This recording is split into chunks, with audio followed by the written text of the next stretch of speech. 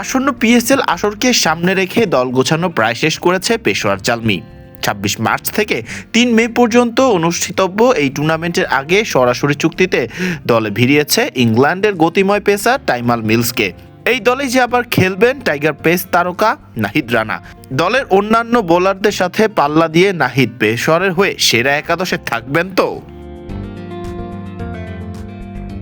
Pace আক্রমণ আরও ধারালো করতে এই সিদ্ধান্ত নিয়েছে জালমি কর্তৃপক্ষ।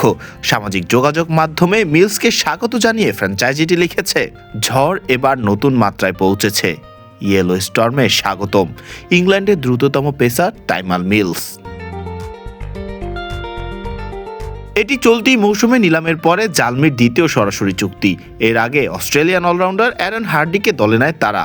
Afghan wicket keeper batter Rahmanullah Gurbaz tournament থেকে সরে দাঁড়ানোয় তার জায়গায় অন্তর্ভুক্ত হন হার্ডি। মিলসের সঙ্গে জালমির সম্পর্ক নতুন নয়। পিএসএল এর তৃতীয় আসরে তিনি এই দলে খেলেছিলেন। সেবার ৫ ম্যাচে ৭ উইকেট নিয়ে ৭.২১ ইকোনমি রেটে কার্যকর পারফরমেন্স দেখান। সব মিলিয়ে পিএসএল এখন পর্যন্ত ৩০ ম্যাচে ৩৭ উইকেট শিকার করেছেন তিনি। গত ২ মৌসুমে খেলেছেন ইসলামাবাদ ইউনাইটেডের হয়ে। পেশোয়ারের স্কোয়াডে আছেন বাংলাদেশের উদীয়মান পেসার নাহিদ রানা। তার সঙ্গে মিলসের মতো অভিজ্ঞ ও গতিসম্পন্ন বোলারের উপস্থিতি জালমির পেস আক্রমণকে করেছে আরও ভয়ঙ্কর। একই দলে বাংলাদেশের তরুণ গতির প্রতিভা এবং ইংল্যান্ডের অভিজ্ঞ ডেথ ওভার বিশেষজ্ঞ। তবে এটি আবার কারণ হয়ে দাঁড়াতে পারে নাহিদ রানার সেরা একাদশে না থাকবার। শেষ পর্যন্ত প্রশ্ন থেকেই যায়, একাদশে থাকবেন তো নাহিদ রানা? নাহিদ রানা ছাড়াও পেশোয়ার জালমির পেস বোলারদের তালিকাটা যে বেশ বড়।